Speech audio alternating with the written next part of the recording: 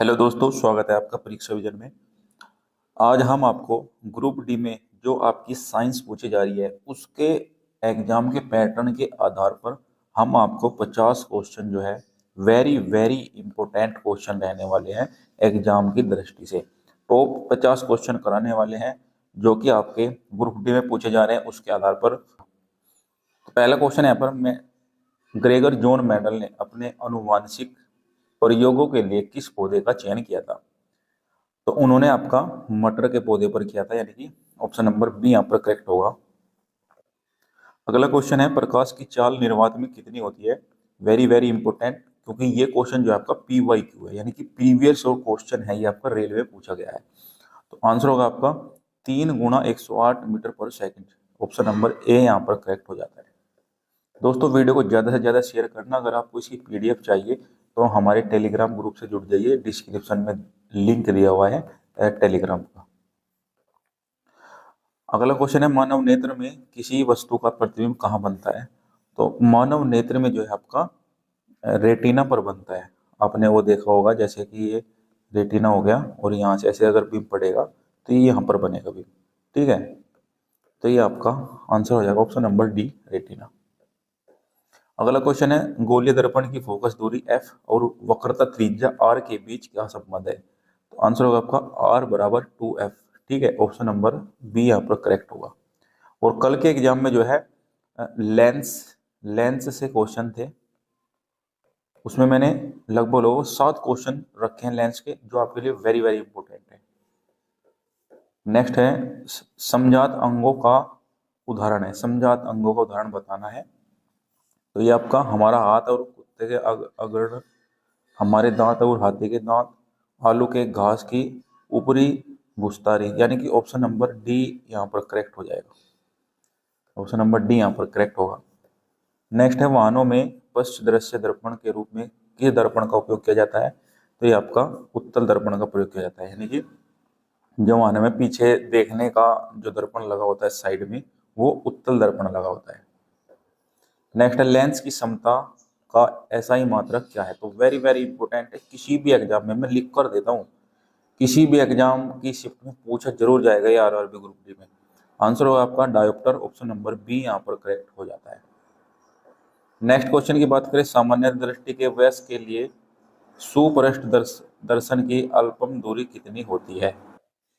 Answer होगा आपका option number C, 25 centimetre is right. Next की बात करें, निम्नलिखित में से कौन सा एक अवशेषी अंग नहीं है? तो अवशेषी अंग नहीं है बताना है, तो आपका ये सभी अवशेषी अंग है। आंसर होगा आपका हृदय, हृदय कोई अवशेषी अंग नहीं है, ऑप्शन नंबर डी यहाँ पर करेक्ट हो जाएगा। अगला है दाढ़ी बनाने के लिए किस दर्पण का उपयोग किया जाता है? सर्वाधिक उपयुक्त है मतलब। तो ये है वेरी वेरी इंपॉर्टेंट क्वेश्चन, कई बार एग्जाम में पूछा जा चुका है। तो ये आपका अवतल दर्पण होता है, जो हम जब दाढ़ी बनाते हैं तो उसका उपयोग किया जाता है अवतल दर्पण का। अगला क्वेश्चन है प्रकाश के अपवर्तन के कितने नियम हैं? तो ये आपके 2 ही नियम है, ऑप्शन नंबर बी यहाँ पर करेक्ट होगा। नेक्स्ट है पुरुषों में कौन सा गुणसूत्र संयोजन पाया जाता है? तो पुरुषों में जो है XY पाया जाता है। ठीक है, ऑप्शन नंबर बी यहाँ पर करेक्ट होगा। और लड़कियों में या फिर महिलाओं में तो XX पाया जाता है, ये भी आप याद रखना। नेक्स्ट की बात करें, निकट दृष्टि दोष को दूर करने के लिए किस लेंस का उपयोग किया जाता है? तो ये है आपका अवतल लेंस का उपयोग किया जाता है, ऑप्शन नंबर बी करेक्ट होगा। मैंने आपको बताया था 7 से 8 क्वेश्चन आपके लेंस के हैं, इसी प्रकार के क्वेश्चन पूछे जा रहे हैं। नेक्स्ट है स्प्रेल का नियम किससे संबंधित है? स्प्रेल का जो नियम है प्रकाश के अपवर्तन से संबंधित है, ऑप्शन नंबर बी यहाँ पर करेक्ट हो जाएगा। अगला क्वेश्चन है द ओरिजिन ऑफ स्पेसीज नामक पुस्तक किसने लिखी है? वेरी वेरी इंपॉर्टेंट क्वेश्चन है ये भी। आंसर होगा आपका Darwin, option number B. Option number B यहाँ पर करेक्ट हो जाएगा। नेक्स्ट है एक उत्तल लेंस की फोकस दूरी 50 सेंटीमीटर है, इसकी क्षमता क्या होगी? तो ऑप्शन नंबर ए करेक्ट होगा, +2D, option number A correct हो जाएगा। नेक्स्ट है नेत्र लेंस की फोकस दूरी में परिवर्तन किसकी क्रिया द्वारा किया जाता है? तो ये आपका पक्षमा भी पेशिया द्वारा किया जाता है, ऑप्शन नंबर सी करेक्ट होगा। दोस्तों, वीडियो को लाइक जरूर करना, क्योंकि वीडियो आपके लिए बहुत ज़्यादा इंपॉर्टेंट है रेलवे एग्जाम के लिए। और अभी हाल फिलहाल में RRB ग्रुप डी उसके लिए तो वेरी वेरी इंपॉर्टेंट है। अगला है जंगली गोभी में ब्रोकली का विकास किस प्रकार के चयन का उदाहरण है? तो ये आपका कृत्रिम चयन का उदाहरण है, ऑप्शन नंबर बी करेक्ट होगा। नेक्स्ट है किस माध्यम का अपवर्तनांक सबसे अधिक होता है? तो ये आपका हीरे का होता है, ऑप्शन नंबर डी करेक्ट होगा। वेरी वेरी इंपॉर्टेंट क्वेश्चन है दोस्तों। नेक्स्ट क्वेश्चन है समतल दर्पण द्वारा बना प्रतिबिंब सदैव कैसा होता है? तो आपको बताना तो आपका आभासी और सीधा होता है, ऑप्शन नंबर सी यहाँ पर सही होगा। अगला है जीवाश्मों की आयु का निर्धारण किस विधि से किया जाता है? तो ये आपका फोसिंग डेंटिंग यानी कि कार्बन डेंटिंग के आधार पर किया जाता है, ऑप्शन नंबर ए यहाँ पर करेक्ट हो जाएगा। अगला है पानी में आंशिक रूप से डूबी हुई पेंसिल मुड़ी हुई प्रतीत होती है, इसका क्या कारण है? क्या कारण है?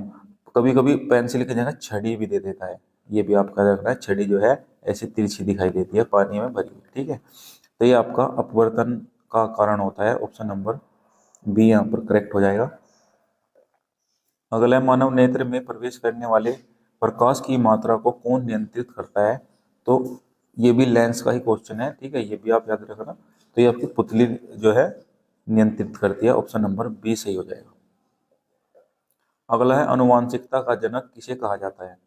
तो ये आपका ग्रेगर जॉन मेंडल को कहा जाता है, ऑप्शन नंबर बी सही होगा। नेक्स्ट है दर्पण का सूत्र क्या है ये बताना। एक सूत्र जरूर याद करके जाए अपने, एक सूत्र जरूर पूछा जा रहा है। तो ये आपका 1/v प्लस 1/u बराबर 1/f, ये हो जाएगा, यानी कि ऑप्शन नंबर ए यहाँ पर करेक्ट हो जाएगा।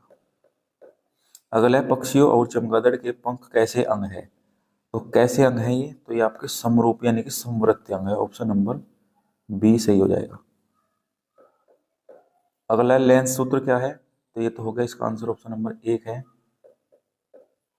जरा दूरदृष्टि दोष को ठीक करने के लिए किस प्रकार का लेंस का उपयोग किया जाता है? तो ये आपका द्विफोक्सी लेंस का उपयोग किया जाता है, यानी कि ऑप्शन नंबर सी करेक्ट होगा। नेक्स्ट है लिंग निर्धारण के लिए एक्स गुणसूत्र किससे प्राप्त होते हैं? तो ये आपके केवल माता से होते हैं। मैंने आपको बताया ना, डबल एक्स अगर होगा तो लड़की होगी और एक्स वाई होगा तो लड़का होगा।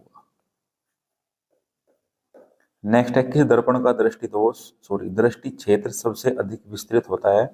तो ये आपका उत्तल दर्पण का होता है, ऑप्शन नंबर सी करेक्ट हो जाएगा। नेक्स्ट है पानी का अपवर्तनांक कितना होता है? तो वेरी वेरी इंपॉर्टेंट क्वेश्चन है, पानी के अपवर्तनांक तो ये आपका 1.33 होता है, यानी कि ऑप्शन नंबर बी सही हो जाएगा। नेक्स्ट है यदि किसी बिंब का प्रतिबिंब रेटिना के पीछे बनता है तो व्यक्ति किस दोष से पीड़ित है? तो ये आपका दूरदृष्टि दोष से पीड़ित है, ऑप्शन नंबर बी सही हो जाएगा। अगला है आर्कियोपेटेरिक्स किन दो वर्गों के बीच की योजक कड़ी है? तो ये आपका सरीसृप और पक्षी के बीच की कड़ी है, ऑप्शन नंबर सी सही होगा। अगला क्वेश्चन है दंत विशेषज्ञ मरीजों के दांतों का बड़ा प्रतिबिंब देखने के लिए किस दर्पण का उपयोग करते हैं? आपने देखा होगा कभी कभी जब हम डॉक्टर के जाते हैं तो जब दांतों वाले जो डॉक्टर होते हैं तो वो प्रतिबिंब रखते हैं, तो वो और प्रकार का प्रतिबिंब होता है, ठीक है। तो वो क्या कहलाता है? वो अवतल दर्पण होता है, ऑप्शन नंबर ए यहाँ पर करेक्ट होगा। ये जो लाइन है ना क्वेश्चन की, तो ये आपको कंफ्यूज करने के लिए, बाकी अवतल और अवतल ही तो लेंस होते हैं, तो ये आपको याद रखना है, ऑप्शन नंबर ए करेक्ट हो जाएगा। अगला है प्रिज्म से गुजरने वाली श्वेत प्रकाश की सबसे अवयवी रंगों में विभक्त होने की घटना क्या कहलाती है? तो ये आपका विक्षेपण कहलाती है, ऑप्शन नंबर सी सही हो जाएगा। अगला है मनुष्य में लिंग निर्धारण किस पर निर्भर करता है? तो ये आपका पिता के गुणसूत्रों पर निर्भर करता है, ऑप्शन नंबर बी करेक्ट हो जाएगा।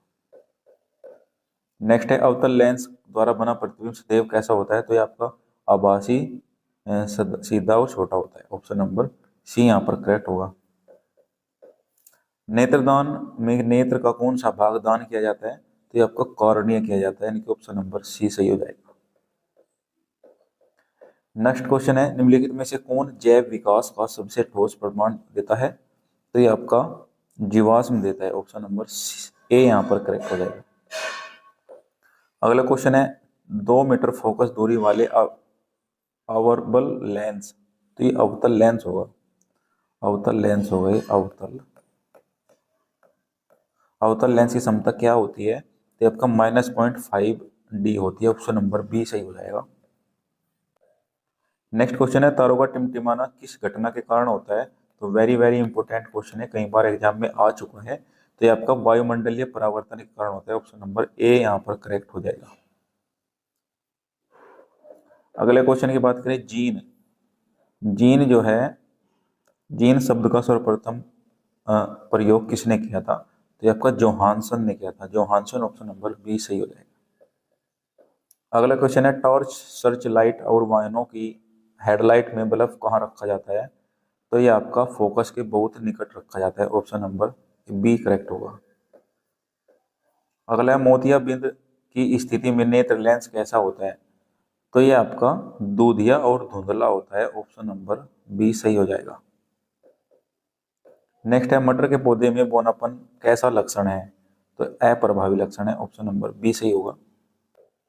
अगला है, प्रकाश का वेग सबसे कम किस में होता है। Very very important. तो प्रकाश का वेग सबसे कम जो है आपका कांच में होता है। ऑप्शन नंबर डी सही हो जाएगा। अगला क्वेश्चन है, आवर्धन का मान ऋणात्मक माइनस होने का अर्थ है कि प्रतिबिंब कैसा होता है। तो ये आपका वास्तविक और उल्टा होगा, उस टाइम पर ही आपका ऋणात्मक होगा। ऑप्शन नंबर ए करेक्ट होगा। अगला क्वेश्चन है, एक संकर क्रॉस F2PD का फिनोटाइप अनुपात क्या होता है। आंसर होगा आपका 3:1 यानी कि 3:1 होगा। अगला, किसी शब्दकोश के छोटे अक्षरों को पढ़ने के लिए आप किस लेंस का उपयोग करना पसंद करोगे। तो ये आपका 5 सेंटीमीटर फोकस दूरी का उत्तल लेंस। ऑप्शन नंबर सी यहाँ पर करेक्ट होगा। तो दोस्तों ये आपके 50 क्वेश्चन थे। इन्हीं में से आपको जरूर क्वेश्चन देखने को मिलेंगे। लेंस से कुछ क्वेश्चन आए थे, उसी प्रकार मैंने 10 क्वेश्चन लगभग लेंस के रखे हैं कि आपका लेंस का जो क्वेश्चन आएगा तो इन्हीं से आपका कवर हो जाएगा। आगे भी जितने भी शिफ्टों में क्वेश्चन आएंगे तो उसके आधार पर ही मैं वीडियो लेकर आऊँगा। तो दोस्तों वीडियो ज़्यादा से ज़्यादा शेयर जरूर करना अपने दोस्तों में, और ज़्यादा से ज़्यादा लाइक करना। तो जो भी चैनल से नए जुड़े हैं चैनल को सब्सक्राइब कर लेना। तो मिलते हैं नेक्स्ट वीडियो में, तब तक के लिए धन्यवाद। और हमारा एनालिसिस करना ना भूलें, हम समय समय पर सटीक और 100% एथेंटिक क्वेश्चन लेकर आएंगे एनालाइज के साथ। ठीक है, तो मिलते हैं नेक्स्ट वीडियो में, तब तक के लिए धन्यवाद।